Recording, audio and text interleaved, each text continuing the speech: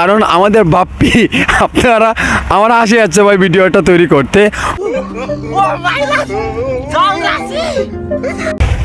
বাপ্পি চৌধুরী এমনকি বিদ্যা সিনহা মিম রোমান্টিক মোডে আছে,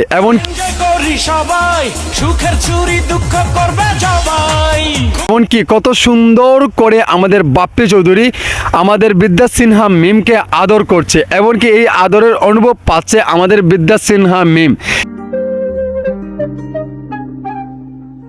সেই আদরের সাগরে ভেসে যাচ্ছে আমাদের বিদ্যা সিনহা মিম, তার চোখের ছাউনি এমনকি সব কিছুই আপনারা দেখতেই থাকেন ভাই। এটা কি হচ্ছে রে ভাই? এটাই হচ্ছে বাংলার ইন্ডাস্ট্রি, এটাই হচ্ছে বাংলার গল্প, এটাই হচ্ছে একটা বিনোদন এন্টারটেনমেন্ট বিষয়।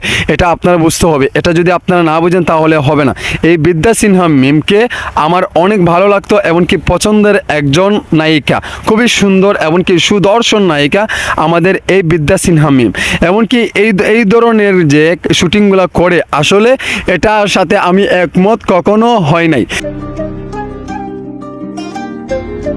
কারণ আমাদের বাপ্পি আমার হাসি যাচ্ছে ভাই ভিডিওটা তৈরি করতে।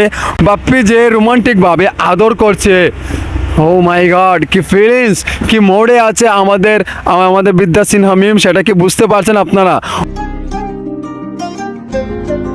ওর চোখের ছাউনি আপনারা দেখেন, ও কিভাবে কি করছে, ওর যে অনুভূতিটা, এই যে একটা ছেলে একটা মেয়েকে কি করলে কেমন অনুভূতিটা হয়, যারা করেছে তারাই বুঝবে।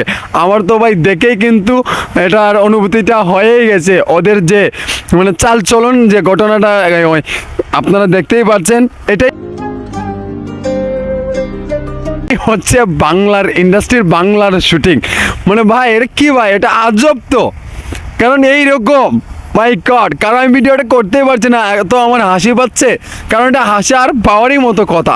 এটা কেমন নায়ক নায়িকা রে ভাই, এইরকম কাজ করে? হ্যাঁ, একজন নায়ক হলে কি এটা করতে হবে? একজন নায়িকা হলে কি এটা করতে হবে? এটা কি পসিবল? জানি না ভাই। কারণ এটা হচ্ছে, কারণ শুধু বাংলাদেশও নয়, পুরা পৃথিবী জুড়ে যেখানে যেখানে সিনেমা বানানো হচ্ছে সেখানে কিন্তু একই কাহিনীর একই জিনিসগুলো আমরা দেখে আসছি। সো এই জিনিসটা আপনাদের কাছে কেমন লেগেছে? জাস্ট আপনাদের জন্য, জাস্ট ফান্ড, আপনারা মাইন্ড করবেন না, কারণ আমার চ্যানেলটা হচ্ছে বিনোদন এন্টারটেনমেন্ট। বিষয়টা আপনারা বুঝতে হবে, কারণ আপনারা যাতে একটা আনন্দ পান, একটু উল্লাস পান, আপনারা একটা ভালো লাগে, এর জন্য এই ভিডিওটা করা। বাপ্পি চৌধুরী এমনকি বিদ্যা সিনহার মিমের আদর কেমন হয়েছে আপনারা বলে যাবেন আমার এই এক লাইন কমেন্টে।